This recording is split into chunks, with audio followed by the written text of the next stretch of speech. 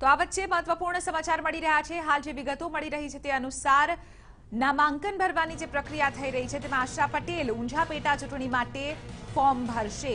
ઊંઝા જે by election થવાના છે તેમાં આશા પટેલ ફોર્મ ભરવા માટે અત્યારે નીકળ્યા છે। આપ તસવીર જોઈ શકો છો। ઊંઝા પેટા ચૂંટણી માટે આશા પટેલ ફોર્મ ભરશે।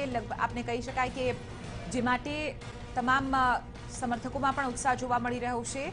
ઊંઝા જે મહત્વપૂર્ણ બેઠક છે ખાસ કરીને કે જેના ઉપર પેટા ચૂંટણી થવાની છે। આ પેટા ચૂંટણી માટે આશા પટેલ પણ ફોર્મ ભરવા માટે અત્યારે તેમના સમર્થકોની સાથે નીકળ્યા છે। મહત્વની વાત છે કે લોકસભાની સાથે જે લગભગ 3 કે 4 જેવી વિધાનસભાની જે ચૂંટણીઓ થવાની છે, પેટા ચૂંટણી થવાની છે, તેમાંની ઊંઝાની વિધાનસભાની એક બેઠક છે કે જ્યાં આશા પટેલ પણ ફોર્મ ભરવા માટે નીકળ્યા છે। આ પહેલા તેઓએ અહીં પક્ષપલટો કર્યો હતો। કોંગ્રેસમાંથી તેઓ સાથ છોડીને ભારતીય જનતા પાર્ટીની સાથે જોડાયા અને હવે ઊંઝા પેટા ચૂંટણી માટે તેઓ ફોર્મ ભરવા નીકળ્યા છે। સમર્થકોની સાથે અહીં તેઓએ ફોર્મ ભર્યું। આપને જણાવી દઈએ કે ખૂબ જ મહત્વપૂર્ણ આ બાય ઇલેક્શન પણ રહેશે। લોકસભાની સાથે સાથે વિધાનસભા માટેની જે પેટા ચૂંટણી છે તે પણ અહીં રસપ્રદ સાબિત થશે।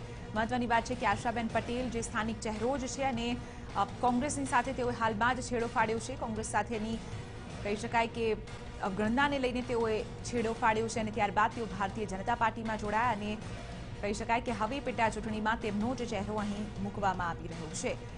મહત્વની વાત છે કે ભાજપાના દાવેદાર તરીકે આશાબેન પટેલ ફોર્મ ભરશે અને ફરી એક વખત તેઓને એ પણ વિશ્વાસ છે કે તેઓ અહીંથી જીતશે। આ પહેલા જ્યારે તેઓ વિધાનસભા 2017 લડ્યા હતા ઊંઝાથી જ, ત્યારે તેઓ કોંગ્રેસ પક્ષની સાથે હતા અને અહીં કહી શકાય કે મોટા માર્જિનથી તેઓએ જીત મેળવી હતી, પરંતુ કારણોસર અહીં તેઓએ ભાજપામાં જોડાવાનો નિર્ણય કર્યો। કોંગ્રેસથી તેઓએ હાથ છોડ્યો અને ભાજપામાં તેઓ સામેલ થઈ ગયા। ફરી ઊંઝા પેટા ચૂંટણી માટે ભાજપા તરફથી આશાબેન પટેલને ઉમેદવાર ઘોષિત કરવામાં આવ્યા છે। હાલ આ તસવીર આપ જોઈ શકો છો। મોટી સંખ્યામાં જે ઊંઝાના તમામ સ્થાનિક કાર્યકર્તાઓ છે, નેતાઓ છે અને ખાસ કરીને મહિલા કાર્યકર્તાઓ છે તેમનું સમર્થન અહીં જોવા મળી રહ્યું છે।